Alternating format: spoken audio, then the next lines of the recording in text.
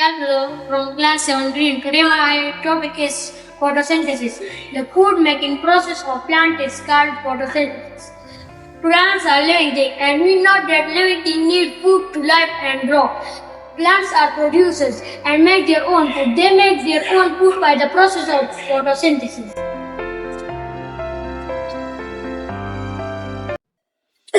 They need some substance to make their own food. These are carbon dioxide, sunlight, and chlorophyll.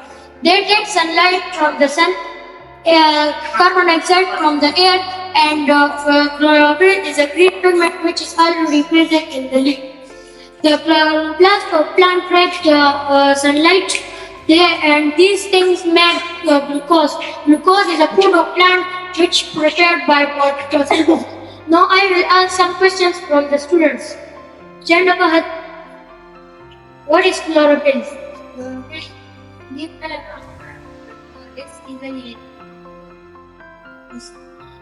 Stand up, sir.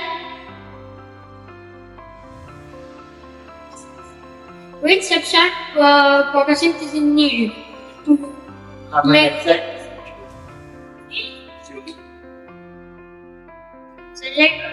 Yes.